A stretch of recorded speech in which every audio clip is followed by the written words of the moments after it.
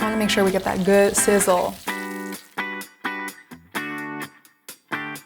Hi, I'm Belle from the Williams-Sonoma Test Kitchen, and if you love steak like I do, today is your lucky day because I'm going to show you how to reverse sear the perfect ribeye using my secret weapon, my Anolon X nonstick fry pan. Now I know what you're thinking, the perfect sear in a nonstick skillet, but I am here to tell you that not all nonstick is made the same. Anolon's exclusive SearTech surface is made up of a stainless steel mesh grid that keeps oil in the middle of the pan right over the heat and directly under the food, so meats get evenly caramelized and can lock in the flavor. Traditionally, a big steak like this one would be seared first and then finished in the oven. A reverse sear will allow me to bring the steak to a precise temperature, 115 to be exact, in the dry heat of an oven, and then finish it on a hot skillet for that perfect crust. So what's the benefit of a reverse sear in the first place? I like to do a reverse sear because it dries out the steak while it's in the oven. As I always say, moisture is the enemy of anything crispy, and I want a really nice crispy crust on any steak I have. To begin, I'm gonna blot the steak with a paper towel to extract any of that liquid, any of those juices. This is a big steak, so when you're working with big cuts of meat, don't be afraid of seasoning. Now I'm just gonna transfer the steak to a cooling rack set inside a sheet tray. This will allow the heat to circulate around the meat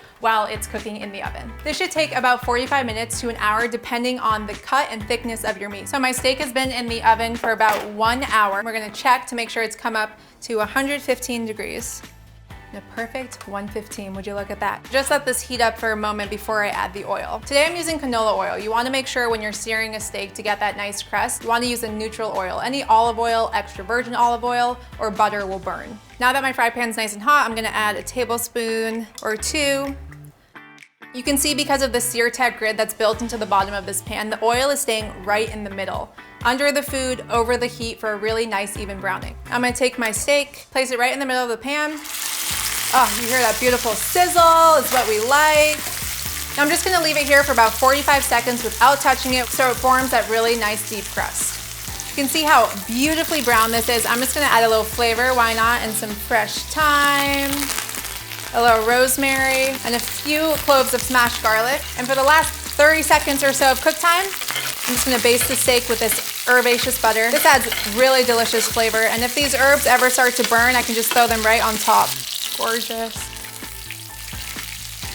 Okay, I'm just gonna transfer the steak right to a cutting board. I already brought this steak up to temperature, so I don't have to let it rest, so I can go ahead and slice away. Look at that, perfect medium rare. It smells divine. I'm just gonna plate this up with some asparagus and some sauteed mushrooms, and it's dinner time. And there you go, just a few seconds in my Anolon X nonstick fry pan for the perfect sear. To find out more about Anolon X, head to williamssonoma.com.